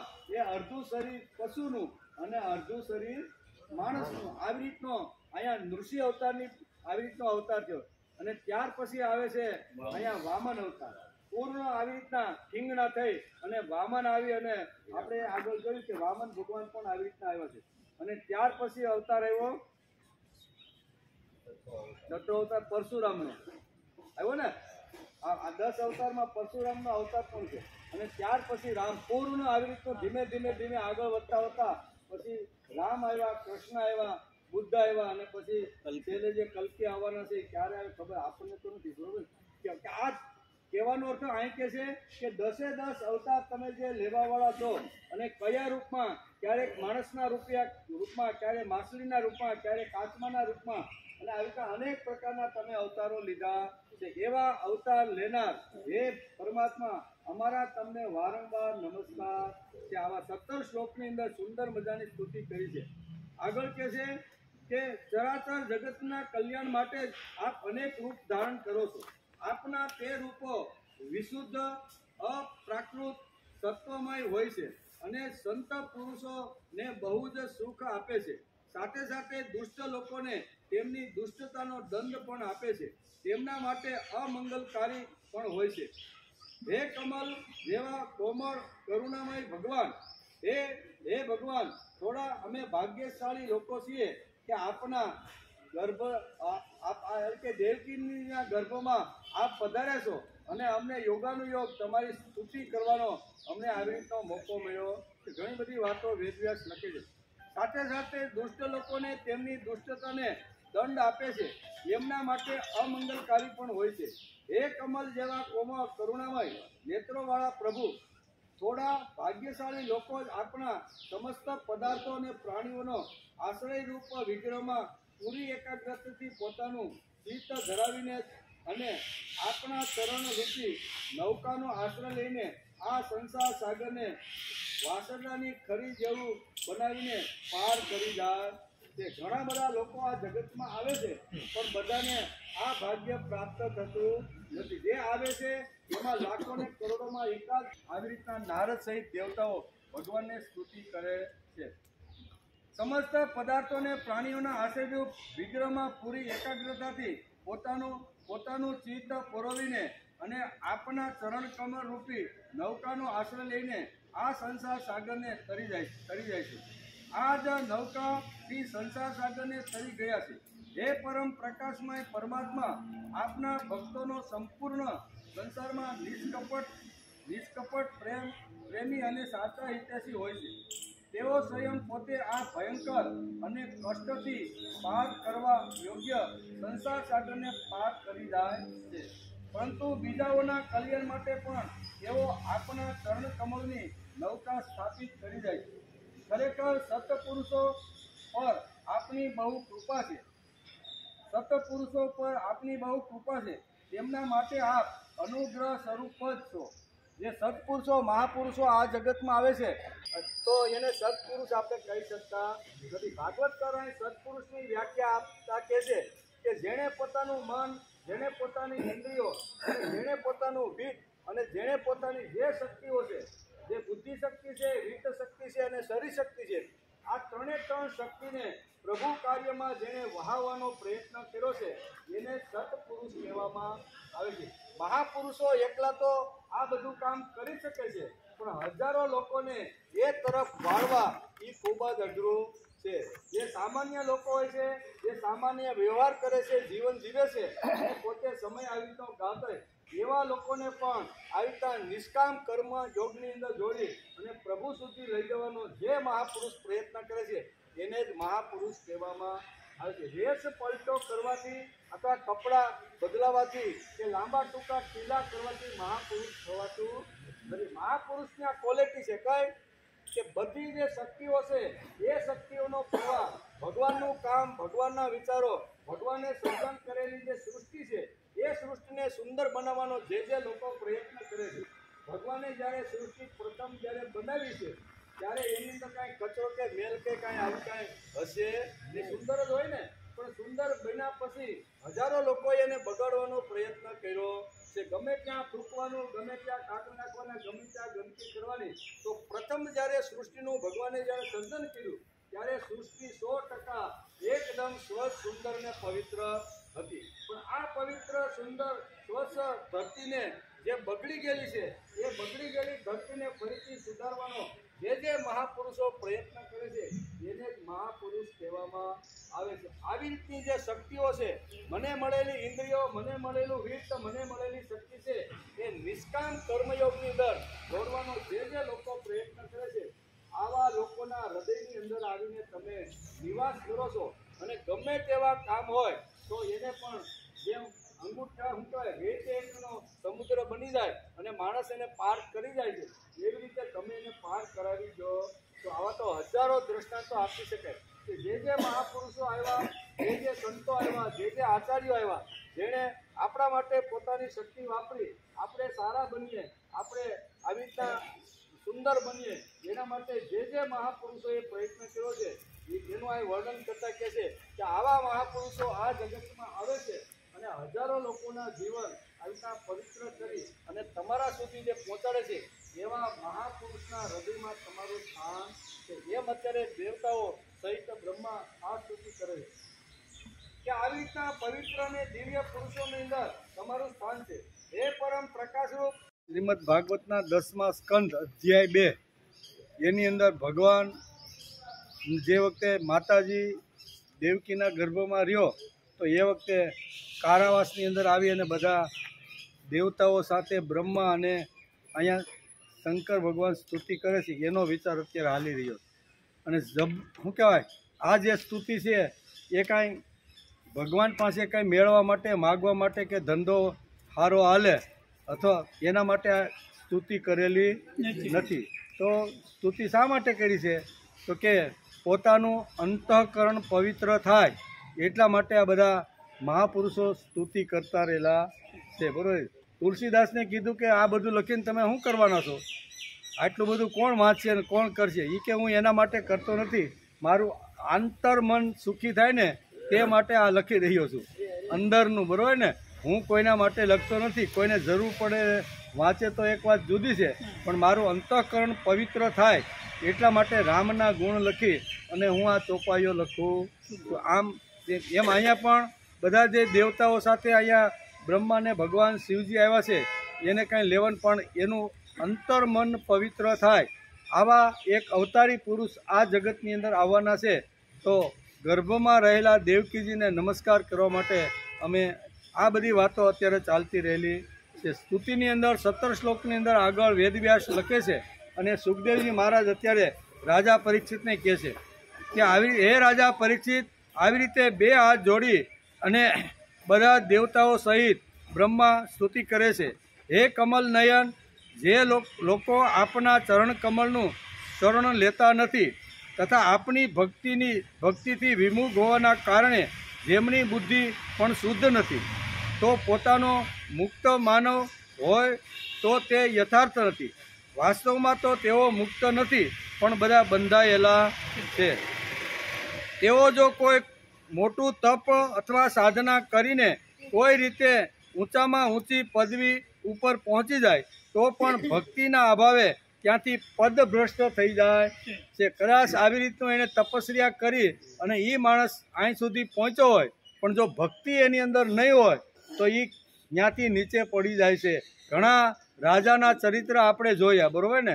સૌરભી નામનો એક જે તપસ્વી હતો એની કથા પણ વેદવ્યાસે આગળના આવી રીતના સ્કંદમાં લખીને કે સૌરભી આવી રીતનો તપસ્વી હતો, તપસ્વી કરવા માટે ગયો પણ ભક્તિ નહોતી, તપ કરીને ઘણું બધું એને પ્રાપ્ત કર્યું અને પ્રાપ્ત કર્યા પછી રાજાની કન્યાઓ સાથે એ લગ્ન કરે છે અને જે હેતુથી તપસ્યા કરવા માટે આવ્યો હતો એ જ પાછો ભોગની અંદર પડી જાય છે. ભક્તિ જો ન હોય, તપસ્યા માણસ ગમે તેટલી કરે, જ્ઞાની ગમે તેટલો માણસ હોય, બરાબર, ટોચ ઉપર પહોંચી ગયેલો હોય પણ જો એની અંદર ભક્તિ ન હોય તો એ ટોચ ઉપરથી ગમે ત્યારે નીચે પટકી પડે છે. અને એવું અહીંયા 2 હાથ જોડીને ભગવાનને સ્તુતિ કરતા અહીંયા ભગવાન શિવજી કહે છે કે ગમે તેટલે ઊંચે ગયેલો માણસ, જ્ઞાન અને તપસ્યાથી ગમે તેટલે ઊંચે ચઢેલો માણસ પણ નીચે પટકી જાય છે. એવું કહે છે કે નીચે પટકી જાય છે, એટલે કે પદભ્રષ્ટ થઈ જાય છે, નીચે પટકી જાય છે.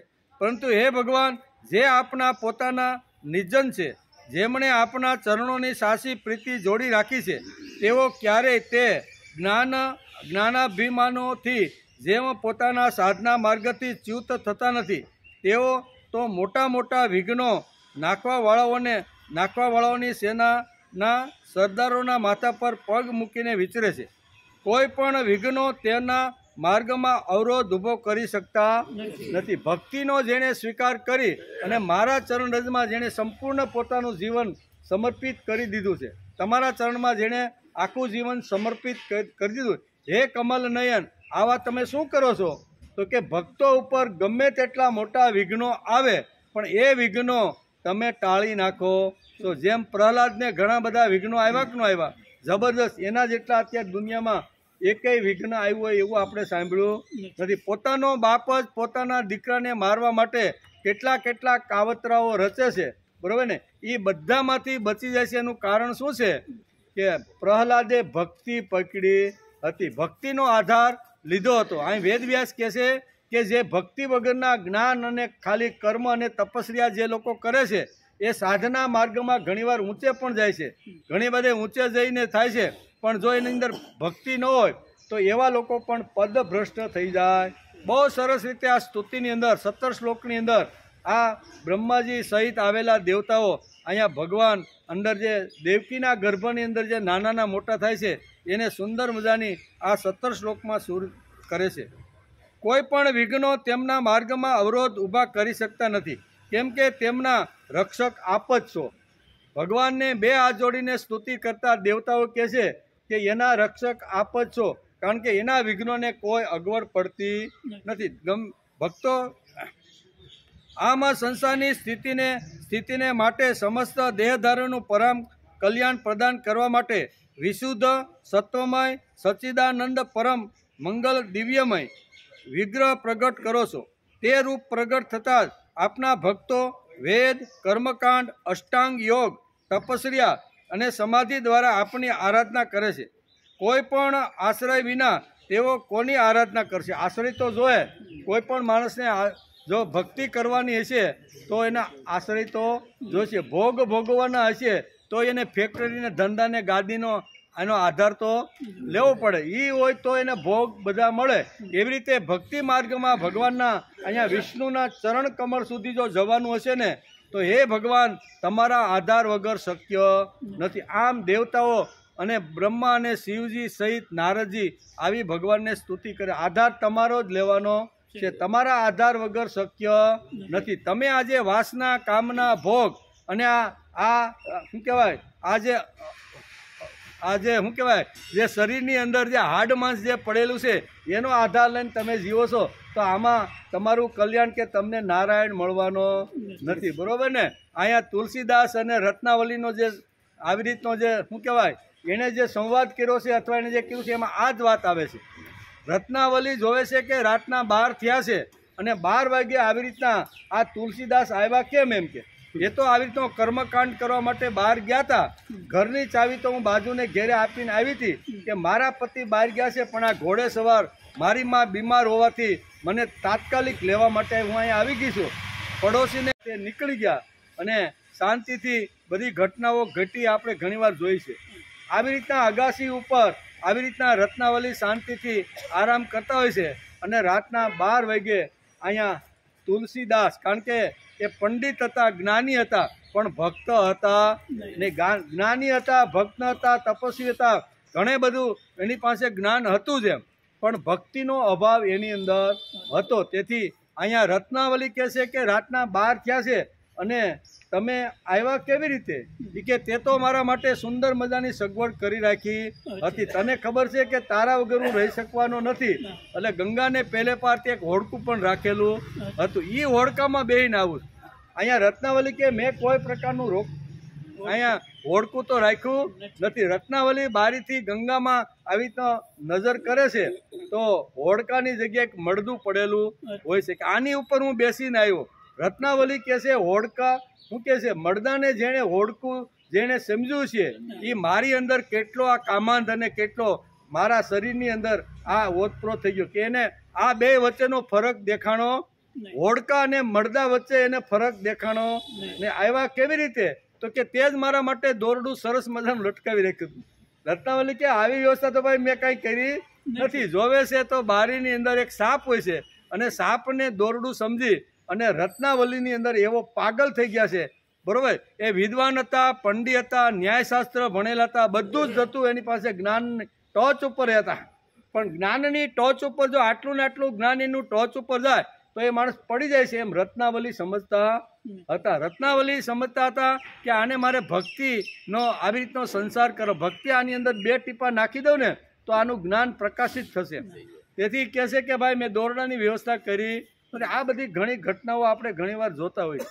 એમ કરી અને બંનેનો સંવાદ શરૂ થાય. સવાર સુધી અહીંયા રત્નાવલી એને સમજાવવાનો પ્રયત્ન કરે છે. બરોબર? અને બુદ્ધિયુક્ત અહીંયા તુલસીદાસ બુદ્ધિથી એના એવા પ્રહારો તર્કથી કહે છે કે ઘણીવાર અહીંયા રત્નાવલી એના તર્કથી હારી જાય છે. પણ રત્નાવલી હિંમત ન હારતા મારો પતિ ભક્ત બને અને ભગવાનનો લાડકો દીકરો બનીને હજારો વર્ષ સુધી એની કીર્તિ રહે એવો મારે મારા પતિને બનાવવો છે. ખાલી એક આટલી ખામી છે, બાકી બધું એની અંદર પડેલું છે, બરાબર ને. ખાલી બાકી શું છે? ભક્તિ નથી, ખાલી બાકી બધું છે. મારે એને ભક્તિ ઉમેરી અને મારે ભગવાનનો લાડકો દીકરો બનાવવો. તેથી રત્નાવલી છેલ્લા ઘણા બધા સંવાદો ચાલ્યા, બરાબર ને. અને સંવાદના અંતરે અહીં કહે છે કે તું જ મારો આધાર છે. કોણ કે? તુલસીદાસ કહે છે કે મારે બીજા કોઈનો આધાર લેવાની જરૂર નથી. તારું જે હાડ માંસનું બનેલું જે શરીર છે ને એ જ મારો આધાર છે. હવે આવો બીજો આધાર મારે ક્યાં ગોતવા જવો? ત્યારે રત્નાવલી કહે છે કે આના કરતાં એક નારાયણ જ એવા છે. એ નારાયણનો જો તમે આધાર જ તમારે જો લેવાનો હોય તો હાડ માંસથી બનેલા શરીરનો આધાર ન લેતા જેણે આપને જન્મ આપ્યો, જેણે આપને સંભાળ્યા અને જે આપણે સંભાળતો રહેલો છે એવા નારાયણનો આધાર તમે જો લેશો ને તો તમારી જિંદગી હજારો વર્ષ સુધી લોકો તમારું નામ અને સ્મરણ કરતા રહેશે. કેમ કરીને કહે છે? ત્યારે અહીં કહે છે તું જ મારો આધાર છો એમ કરીને શરીરનો પણ સ્પર્શ કરી લે છે. ઘણી બધી ચર્ચાઓ થાય છે અને આધાર જ લેવાનો હોય તો આ તો બધો નાશવંત છે. મારા શરીરની અંદર હાડ માંસનું બનેલું જે શરીર છે ને એ આવતીકાલે રહેવાનું નથી. આવા હાડ માંસથી બનેલા અને જે નાશવંત જે શરીર છે એના આધાર કરતાં તમે નારાયણનો આધાર લ્યો. આમ કરીને ઘણી બધી ચર્ચા કરે છે. અને જો માણસે વિકાસ કરવાનો તો આધાર વગર શક્ય નથી. કહે છે ને કે કોઈ પણનો આધાર લીધા વગર માણસ આગળ વધી શકતો નથી. ભૌતિક જો એને વિકાસ કરવાનો હશે ને તો સમાજની અંદર ધંધા છે, નોકરી છે, એનો આધાર લઈને એને કરવું પડશે. પણ ભક્તિ માર્ગની અંદર નારાયણના આધાર વગર શક્ય નથી. હે નારાયણ, તમે આ પૃથ્વી ઉપર પ્રગટ થવાના છો અને તમારો આધાર લઈ અને હજારો લોકો આ નાવડીમાં બેસી અને તમારા સુધી આવવાના છે. તેથી અમારા તમને વારંવાર નમસ્કાર છે. તુલસીદાસે ને વળાંક આપવામાં રત્નાવલીનો ખૂબ જ મોટો ફાળો છે. અને એણે પછી ત્યાંથી ગૃહ ત્યાગ કરી અને ગંગા નદીના કિનારા ઉપર આવ્યા. સુંદર મજાનું આવી રીતની ઝૂંપડી બાંધી અને હજારોના લોકોના રામ જાય એના માટે જબરજસ્ત પ્રયત્ન કર્યો. અને સુંદર મજાનું આવી રીતનું માનસ શાસ્ત્ર આપણે આવ્યું ને, તુલસીકૃત રામાયણ આપણે જે મળ્યું એનું કારણ એમાં કહે છે કે તમારો આધાર લઈને બધા લોકો ચાલે છે અને તમારો આધાર લઈને તમારે સુધી આવવાના છે. આમ 17 શ્લોકની અંદર સ્તુતિ કરે છે. આગળ કહે છે કે હે પ્રભુ, આપ સર્વના વિધાતા છો. જો આપનું આ વિશુદ્ધ તત્વમય તે નિજ સ્વરૂપ ન હોય તો અજ્ઞાન અને તેના દ્વારા થવાવાળા ભેદભાવને નષ્ટ કરનારું અપરોક્ષ જ્ઞાન જ કોઈને થશે નહીં. જગતમાં દેખાનાર ત્રણેય ગુણ આપણા છે અને આપણા દ્વારા જ પ્રકાશિત થાય છે. આ સત્ય છે. પરંતુ આ ગુણોની પ્રકાશ વૃત્તિઓમાંથી આપના સ્વરૂપનું માત્ર અનુમાન કરી શકાય છે.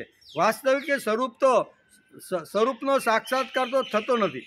આપના સ્વરૂપનો સાક્ષાત્કાર તો આપના વિશુદ્ધ સત્વમય સ્વરૂપની સેવા કરવાથી અને આપની કૃપાથી દરેક લોકોને સાક્ષાત્કાર થાય છે. બધાને થતો નથી. માણસનો પુરુષાર્થ અને ભગવાન તમારી ઉતરતી કૃપા આ જ્યારે બંને ભેગા થાય છે ત્યારે જ માણસને સાક્ષાત્કાર થાય છે. એમ વેદ વ્યાસ લખે છે. અને સુખદેવજી મહારાજ અત્યારે રાજા પરીક્ષિતને અહીંયા 17 શ્લોકની અંદર સુંદર મજાના ભગવાનની સ્તુતિ કરતા બ્રહ્મા અને શિવજીને કહે કે હે ભગવાન, મન અને વેદ વાણી દ્વારા માત્ર આપણા સ્વરૂપનું અનુમાન થાય છે, કેમ કે આપ તેમના દ્વારા દ્રશ્ય નથી, તેમના સાક્ષી છો.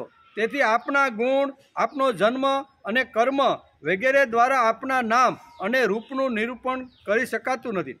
તેમ છતાં પ્રભુ, આપના ભક્તો ઉપાસના વગેરે ક્રિયાયોગ દ્વારા આપનો સાક્ષાત તો કરી જ લે છે. બરાબર, ઉપાસના કરે, ભક્તિ કરે, એના દ્વારા ઘણીવાર ઘણા ભક્તો આવી તો તમારો સાક્ષાત્કાર કરી લે છે. નરસિંહ મહેતાને ઘણા વખત 52 વખત સાક્ષાત્કાર કર્યો નથી ને, તો એનું કારણ શું છે કે નરસિંહ મહેતા એ ભક્ત હતા અને ભક્ત જ્યારે ભગવાનને હાંક મારે ને ત્યારે ભગવાન આવે છે ને આવે છે. આવા અનેક પ્રકારના પ્રસંગો એના જીવનમાં બન્યા.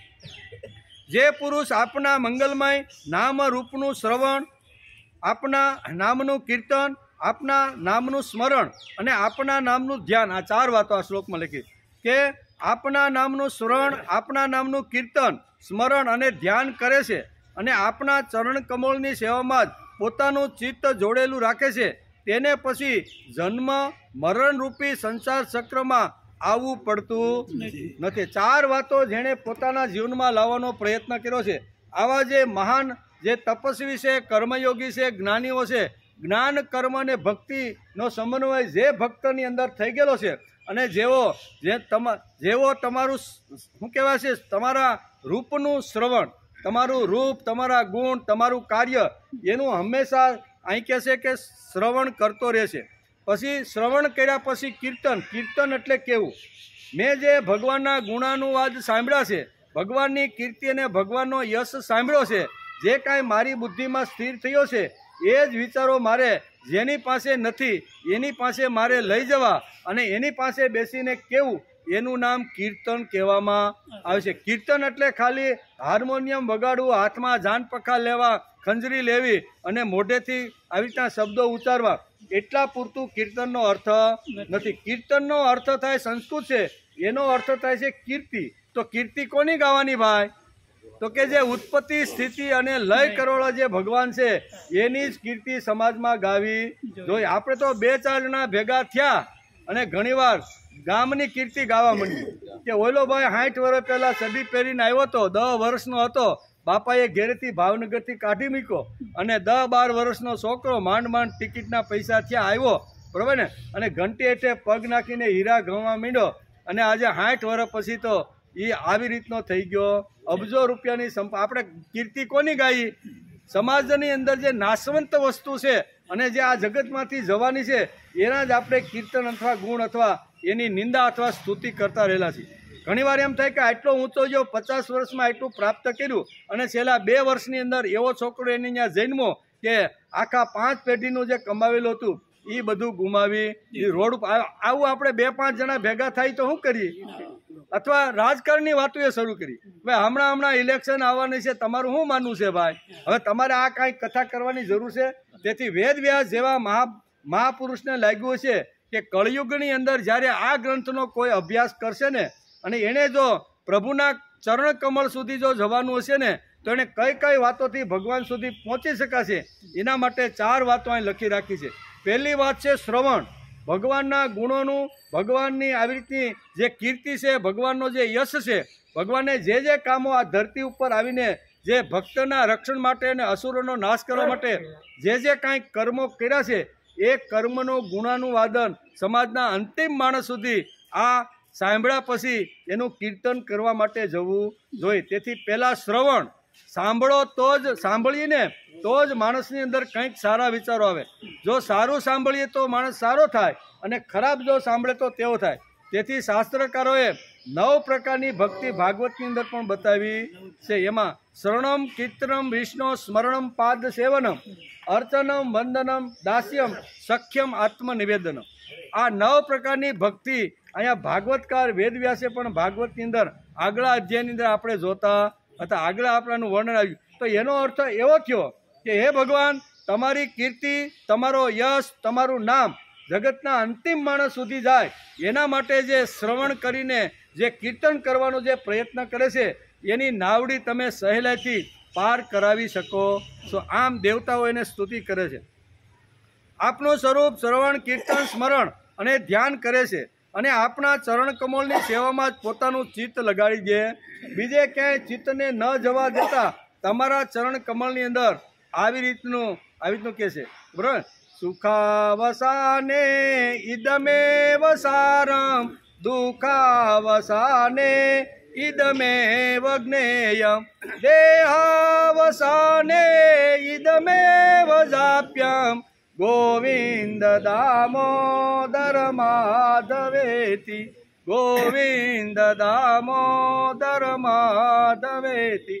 જે આપનું ચરણ લઈ અને જે ભક્તો સુખની અંદર હોય, દુઃખની અંદર હોય, અંતકાળે જ્યારે જવાની તૈયારી હોય ત્યારે તમારા નામનું જે રટણ કરતો હોય, આવા ભક્તોને, આવા જે મારા પરમ પવિત્ર જે મારા ભક્તો છે એને હું મારી અંદર સમાવી લઉં છું. એવા તમારી અંદર સમાવી લેનાર હે ભગવાન, અમારા તમને વારંવાર નમસ્કાર છે. ચરણ કમળની સેવામાં જ પોતાનું ચિત્ત જોડેલું છે તેને પછી જન્મ મરણની સંસાર ચક્રમાં પાછું આવવું પડતું નથી. 84 લાખ યોનિમાં ચક્કરમાં જેમ આવવું પડે એમ આ લોકોને આવવું પડતું નથી. સંપૂર્ણ દુઃખોને હરવાવાળા હે ભગવાન, આપ સર્વેશ્વર છો. આ પૃથ્વી એટલે કે આ પૃથ્વી તો આપનું ચરણ કમળ છે. આપના અવતારથી હવે તો ભાર ઉતરી ગયો. ધન્ય છે પ્રભુ, આપના માટે એ મોટું સૌભાગ્ય છે કે અમે લોકો આપના સુંદર સુંદર ચિહ્નોથી યુક્ત ચરણ કમળોથી વિભૂષિત પૃથ્વીને જોઈશું અને સ્વર્ગલોકના પણ આપણી કૃપાથી કૃતાર્થ થઈ જશું. પૃથ્વીનો આગળ આવ્યા હતા ને, પ્રથમ અધ્યાયની અંદર કીધું કે પૃથ્વીને એટલો બધો ભાર વધી ગયો કે પૃથ્વી સહન કરી શકી નહીં. પછી ગાયનું રૂપ ધારણ કરી અને બ્રહ્માજી સહિત બધા દેવતાઓ શીર્ષ સાગરમાં વિષ્ણુ ભગવાન પાસે જઈને સ્તુતિ કરે છે કે ભગવાન, હવે આ પૃથ્વી રૂપી જે ગાય છે એ પૃથ્વી ઉપર એટલો અસુરોનો ભાર વધી ગયો છે કે હવે એ પૃથ્વીથી સહન થતી નથી. તેથી ગાવડી જેવી બનીને તમારી પાસે આ આવી છે, અમે એને તમારી પાસે લઈએ, એનો ભાર ઉતરે એવી રીતનું તમે કંઈક કોઈ જગ્યાએ અવતાર લઈ અને પૃથ્વીનો ભાર હળવો ઉતરે, ગાયને આનંદ થાય એવી રીતનું કંઈક કરો. આ આપણે પ્રથમ અધ્યાયની અંદર શરૂઆતમાં આ બધી વાતો આપણે જોઈ હતી કે પ્રભુ આપ અજન્મા છો. આપના જન્મના કારણે વિશે અમે કોઈ તર્ક કરીએ તો એટલું જ કરી શકીએ છીએ કે આ આપનો એક લીલા વિનોદ છે. તમે જે આવવાના છો અને જે કાંઈ છે એ લીલા વિનોદ છે. આવું કહેવાનું કારણ એ છે કે આપ તો દ્વૈતના લેશ માત્ર રહિત સર્વના અધિષ્ઠાન સ્વરૂપ છો. આ જગતની ઉત્પત્તિ, સ્થિતિ અને પ્રલય જે દેખાય છે તે અજ્ઞાનના કારણે આપના પર આરોપિત કરવામાં, અજ્ઞાન રૂપે આરોપિત કરવામાં આવે છે. બાકી તો આ ચક્કર ચાલુ છે. પ્રભુ આપે જે રીતે અનેકવાર મત્સ્ય, હયગ્રીવ, કચ્છ, નૃષિ, વરા, હંસ, રામ, પરશુરામ અને વામન અવતાર ધારણ કરીને અમારી ત્રણેય લોકની જે રક્ષા કરી છે તે જ રીતે હે પ્રભુ આપ આ વખતે પણ પૃથ્વીનો ભાર ઉતારો. હે યદુનંદન, અમે આપના ચરણોની અંદર વંદન કરી રહ્યા છીએ. જેમ જેમ 10 અવતારો આવ્યા અને આવી અને જ્યારે પૃથ્વી ઉપર ભાર વધી ગયો હતો એ વખતે રાક્ષસો એટલે કે અસુરોનો નષ્ટ કરીને અને દેવી વૃત્તિના લોકોને તમે સંભાળ્યા છે. તો એ અત્યારે સમય આવી ગયો છે. કોણ કહે છે? અહીંયા દેવતાઓ સાથે બ્રહ્મા, શંકર અને નારદ સહિત અત્યારે અહીંયા કારાવાસની અંદર આવી અને 2 હાથ જોડી અને ભગવાનના દર્શન કરતા, ભગવાનને નમસ્કાર કરતા કહે છે કે ભગવાન તમે વહેલી તકે આ પૃથ્વી ઉપર આવો. અત્યારે તો માતા દેવકીના ગર્ભમાં તમે નાના મોટા થઈ રહ્યા છો, પણ વહેલી તકે આ જગતમાં તમે આવો અને પૃથ્વી માતાનો ભાર હળવો થાય એના માટે તમે પ્રયોજન કરો. જ્યારે તમે જે અવતાર લઈને આવ્યા છે ત્યારે અનેક અસુરોનો સંહાર કરી અને દેવી આવી રીતના રાજ્યની સ્થાપના કરી છે. તો હવે અત્યારે આ પૃથ્વી પર એટલો ભાર વધી ગયો છે કે પૃથ્વી સહન કરી શકતી નથી. તેથી અમે બધા તમારા ચરણ કમળની અંદર આવ્યા છીએ, તમને સ્તુતિ કરીએ છીએ કે વહેલામાં વહેલી તકે તમે આવો અને તમારી લીલાના માધ્યમથી આ અસુરોનો નાશ કરી અને દેવી સંપત્તિનો વિજય થાય એના માટે તમે કંઈક આવી રીતના નવી આયોજના અને લીલાઓ કરો. દેવકીજીને સંબોધિત કરીને આ બધા દેવતા સહિત ભગવાન શિવજી કહે છે કે હે માતાજી, એ મોટા સૌભાગ્યની વાત છે કે આપની કુખમાં અમારા બધાનું કલ્યાણ કરવા માટે સ્વયં ભગવાન પુરુષોત્તમ પોતાના જ્ઞાન, પોતાનું બળ વગેરે અંશ સાથે પધાર્યા છે. હવે આપણે કંસથી લગીરે ભય રાખવો જોઈએ નહીં. હવે તો તે થોડા જ દિવસોનો મહેમાન છે. કોણ? કંસ છે. હવે થોડા દિવસનો. આમ અત્યારે માતાજી દેવકીની સામે હાથ જોડી અને દેવતા સહિત ભગવાન શિવજી કહે છે કે હે માતા, હવે તમારે ડર રાખવાનું કોઈ કારણ નથી. તમારો ડર હવે ચાલ્યો જવો જોઈએ. કારણ કે અત્યારે ભગવાન વિષ્ણુ તમારા ગર્ભની અંદર નાના મોટા થઈ રહ્યા છે અને કંસ તો હવે થોડા દિવસનો જ મહેમાન છે. ભગવાન જ્યારે અવતાર રૂપે જ્યારે આ પૃથ્વી ઉપર આવશે ને, ધીમે ધીમે નાના મોટા થશે ત્યારે આસુરી સંપત્તિ ખલાસ કરશે અને ધીમે દેવી વૃત્તિનો વિસ્તાર કરીને આ લોકોની અંદર ધર્મ રાજ્યની સ્થાપના કરશે. તેથી હવે તમારે ડરવાનું, તમારે ચિંતા કરવાનું કોઈ કારણ નથી. એટલે આ બધી વાતો અત્યારે દેવતાઓ સહિત આવેલા ભગવાને અહીંયા શું કહેવાય દેવકીજીને આ વાત સમજાવી દીધી કે હે કલ્યાણી માતા, એ મોટા સૌભાગ્યની વાત છે આપની કુખમાં અમારા બધાનું કલ્યાણ કરવા. કેવું અમારા બધું, અમે બધા ત્રાહીમામ થઈ ગયા છીએ, બરોબર ને, ત્રાહીમામ થઈ ગયા છીએ. તેથી અમારું કલ્યાણ કરવા માટે આપની કુખની અંદર ભગવાન પુરુષોત્તમ પોતાએ આવી રીતના ગર્ભની અંદર જન્મ ધારણ કરી લીધો છે. એટલે ભગવાન તો આવી જ ગયા છે, બરોબર ને, પણ હવે ધીમે ધીમે નાના મોટા થાય છે. તેથી પોતાના પુરુષોત્તમ પોતાના જ્ઞાન, પોતાનું બળ વગેરે અંશો સાથે પધાર્યા છે. ખાલી એમના આવ્યા નથી, બળ લઈને આવ્યા છે, પોતાનું જ્ઞાન લઈને આવ્યા છે, અને પોતાના અંશ તરીકે દેવકીના શરીરની અંદર અત્યારે પ્રસ્થાપિત થઈ ગયા છે. ખાલી ખાલી આવે તો એમાં મજા આવે ને, આપણી ત્યાં દીકરો કોઈ આવે અને ખાલી ખાલી આવો બુદ્ધિ વગેરેનો ને કાંઈ શરીરમાં ઠેકાણું ન હોય, આવે તો કોઈ માને ગમે ખરો? તેથી અહીંયા કહી જ છે, કોણ કહે છે?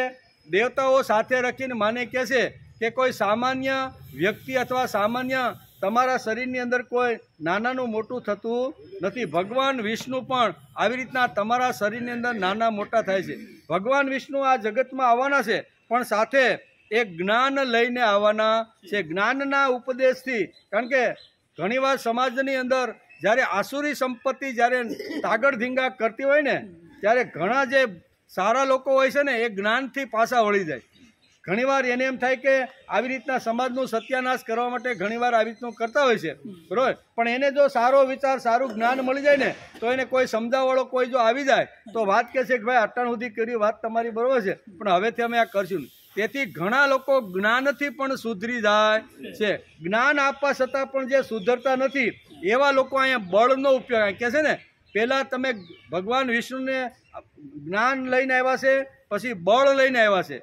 ઘણા લોકો આવી રીતના હોય છે કે એને જ્ઞાન ગમે તેટલું સમજાવો, ગમે તેટલી વાત ભક્તિની અને કર્મયોગની વાત કરો, પણ એની બુદ્ધિમાં એ સ્થિર થતી નથી. તો આવા જે લોકો છે એને કંઠસ્થાન આપ્યા વગર સુધરતા નથી, માયરા વગર સુધરતા નથી. નહીંતર દુર્યોધન કહેતો હતો ને કે જાનામી ધર્મમ, હું ધર્મ જાણું છું પણ ધર્મનો સ્વીકાર કરી શકતો નથી. અધર્મ હું છે એ મને પણ ખબર છે, પણ અધર્મને હું છોડી શકતો નથી. જે વખતે વિષ્ટિ કરવા માટે ભગવાન જાય છે એ વખતે આ શ્લોક વેદવ્યાસના મોઢામાંથી નીકળે.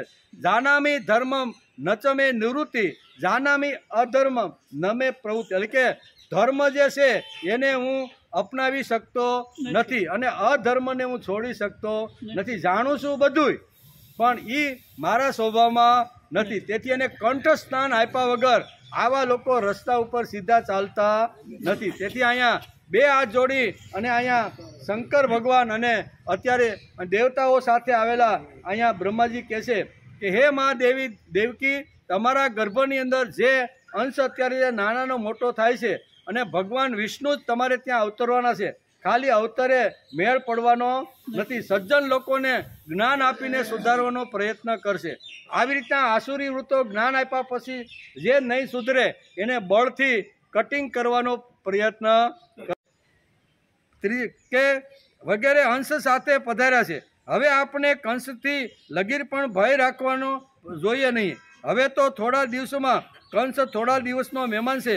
આપનો પુત્ર યદુવંશની રક્ષા કરે. યદુવંશને જે અત્યારે કંસ રાજા અત્યારે જે શું કહેવાય વ્રજની અંદર જે અત્યારે અગવડ આપી રહ્યો છે, બરોબર ને, કારણ કે નારદજીએ બરોબર વાત એને સમજાવી દીધી કે તે આ જે છોકરાઓ છે નાના મોટા થાય છે, બરોબર, હવે એને નહીં મારવાના, એની પાસે રાખવાના અને 8મા ગર્ભમાં જે ઉત્પન્ન થાય એ જ તારે મને આપવાનો. પહેલી વાર જ્યારે કંસની પાસે જ્યારે શું કહેવાય દેવકીનો જે પ્રથમ જે પુત્ર હતો એ લઈ અને વસુદેવ જ્યારે મથુરામાં આવીને કહે છે કે મેં તમને વચન આપ્યું હતું મારી પત્નીને ન મારો તો હું મારા જેટલા બાળકો થશે એ તમારા હવાલે કરી દઈશ. એટલે આ પ્રથમ બાળક લઈ અને વ્રજમાંથી જ્યારે નંદ બાવા શું કહેવાય જ્યારે વસુદેવ આવે છે અને કંસને કહે છે કે મેં તમને જે વચન આપ્યું હતું એ વચન હું પાળું છું ને આ પહેલો બાળક મારે ત્યાં જન્મો છે. ત્યારે અહીંયા કંસનું હૃદય દ્રવી જાય છે કે આવું કુમળું બાળક, બરોબર, એના હૃદયની અંદર ભાવ પ્રેમ અને બાળક પ્રત્યે આત્મીયતા અને કારુણ્ય વરસવા લાગે છે. કારુણ્ય જ્યારે માણસ આવે ને ત્યારે કીડીને પણ મારી શકતો નથી, એટલે કે આ બાળકને કેમ મારવું? તેથી વસુદેવને કહેશે કે તમે તમારું બાળક પાછું લઈ જાઓ, મને તો 8મા બાળકની જરૂર છે. એમ કરી અને વસુદેવ વ્રજની અંદર પાછા આ બાળકોને લાવે. એક બાળક લઈને ગયા. નારદજીને થયું કે જો આવી રીતના 7 બાળકો આપી દેશે તો કંસ કાંઈ ઝડપથી મરશે નહીં, પણ સમાજને એવું લાગવું જોઈએ કે આ તો ભયંકર નાના નાના બાળકોને મારનાર આ રાજા છે, તેથી આને ખતમ કરો. એવું જો મારે કરવાનું હોય તો હાથમાં નારાયણ નારાયણ કરતા વીણા લઈને ક્યાં આવ્યા? મથુરામાં કંસની પાસે બેસે છે અને બધી રીતે એના કાન ભંભેરણી કરે છે કે તું આટલો મોટો રાજા, આટલો મોટો આવી રીતનો શક્તિશાળી બળવાન, અને તું એમ કહેશો કે અને 8મું સંતાન જ જોઈ, એમ કે આ બધા વ્રજના લોકો કેટલા હોશિયાર છે એ તને ખબર નથી. એટલું જ નહીં, પણ ભગવાન વિષ્ણુએ બધાને ઓર્ડર આપી દીધો છે દેવતાઓને કે અનેક રૂપ ધારણ કરીને તમે વ્રજની અંદર જાઓ, હું આવી રીતનો શું કહેવાય આવી રીતનો જન્મ લેવાનો છું. તેથી આ બધા તને હું કરી નાખી ખબર છે? કયું બાળક મોકલે ને કયું ન મોકલે એ તને ખબર નથી. એ કોઈ બદલાવીને કોઈ બીજાનું જ બાળક લઈ અને કે આ દેવકીનું 8મું છે તો પછી તું મરવાનો કે નહીં? એટલે કે એ વાત તો હાસી, તો શું કરવું જોઈએ? તો કે બેને જેલમાં પૂરી દે અને આ તારી જ નજરમાં રાખ, અને જેવું બાળક આવે એને ધડ નરણ થાય કે એ વાત હાસી. પછી વ્રજમાં જઈને બંનેને બંદીવાન બનાવી દેવકી અને કારાવાસમાં પૂરી, એ આપણે જોયું, બરાબર ને? આગલા તો એના અર્થની અંદર ત્યારે કહે છે કે હે માં, હવે તમારે લાંબા સમય સુધી કંસનો આવી રીતનો પ્રહાર અથવા સહન કરવાની જરૂર પડશે નહીં. એમ બધા દેવતાઓ એને સ્તુતિ કરે છે. સુખદેવજી મહારાજ કહે છે કે હે રાજા પરીક્ષિત, બ્રહ્માદિ દેવતાઓએ આ પ્રમાણે ભગવાનની સ્તુતિ કરી છે. તેમનું રૂપ ઈદ મિથ્યમ અર્થાત આ છે એવું તો નિશ્ચિત રૂપે કહી શકાતું નથી. બધા પોતપોતાની મતિ અનુસાર તેનું નિરૂપણ કરે છે. આ પછી બ્રહ્માજી અને શંકરજીએ આગળ કરીને દેવતાઓને સ્વર્ગમાં સીધાવી ગયા. આવી રીતની સુંદર મજાની 17 શ્લોકની અંદર અહીંયા બીજા અધ્યાયમાં વેદવ્યાસે લખી છે. અને દેવતાઓએ આ પ્રકારની ગર્ભમાં રહેલા જે ભગવાન નારાયણ વિષ્ણુ છે એની આ પ્રમાણે સ્તુતિ કરી છે.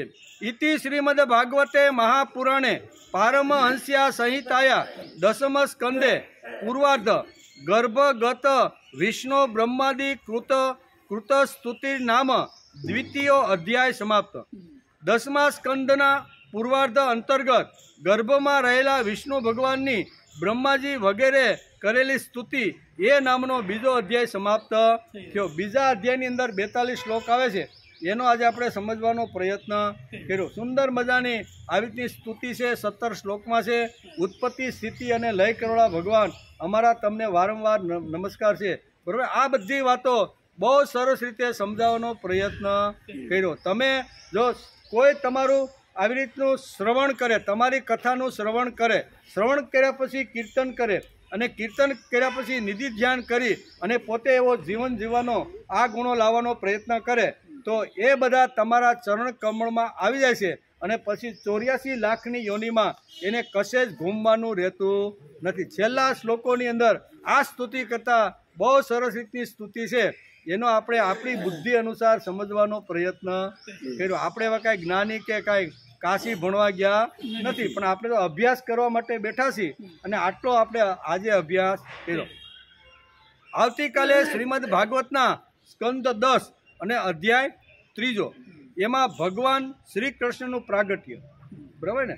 આ સ્તુતિ બહુ સારી હતી, લાંબી હતી, એટલે આજ પ્રાગટ્ય કરી શકા નથી, પણ આવતીકાલે આપણે ક્યાં ઉતાવળ છે.